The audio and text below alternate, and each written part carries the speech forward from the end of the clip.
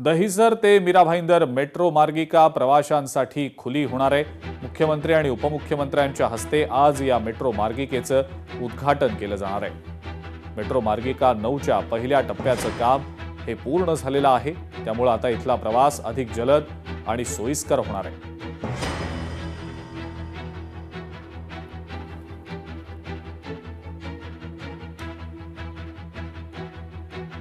Dahisar Kashigaon Mumbai metro 9 मार्गिकेचं स्वरूप नेमकं कसं असणार आहे आपण बघूया।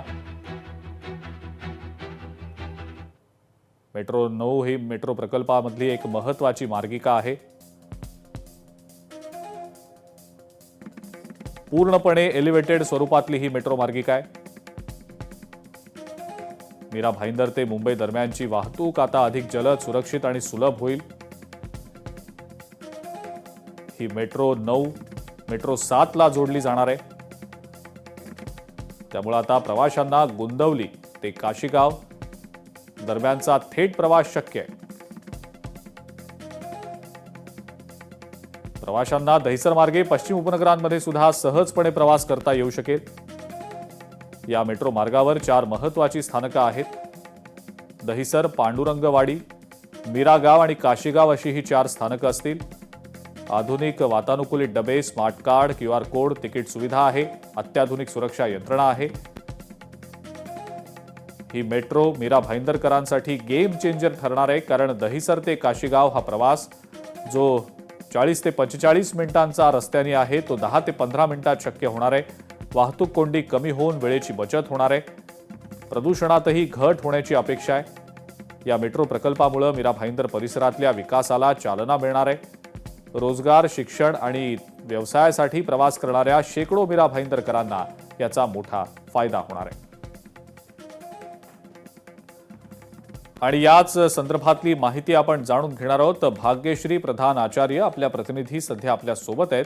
भाग्यश्री, मेट्रो 9चं आज लोकार्पण होणार आहे। 4 स्थानकं आहेत या मेट्रो मार्गिकेमध्ये आणि ही मेट्रो मार्गिका मीरा भाईंदरकरांसाठी एक प्रकारे गेम चेंजर ठरणार असल्याचं बोललं जात आहे। आज उद्घाटन होत आहे मुख्यमंत्री आणि दोन्ही उपमुख्यमंत्र्यांच्या हस्ते आणि उपस्थितीत। भाग्यश्री, काय सांगता येईल या सगळ्याबद्दल?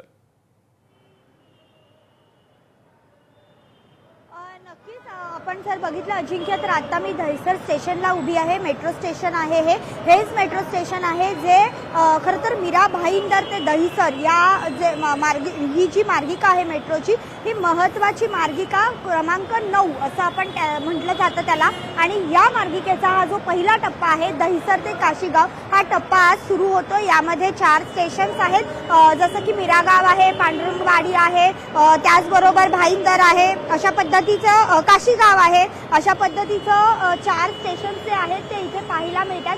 एकंदरीत जर आपण बघितलं तर हे जे दहिसर स्टेशन आहे हे अत्यंत महत्त्वाचं याच्यासाठी आहे, कारण जो मेट्रो 2 चा मार्ग आहे तो देखील याला जोडला जाणार आहे, जो दहिसर ते अंधेरी पश्चिम असा आहे।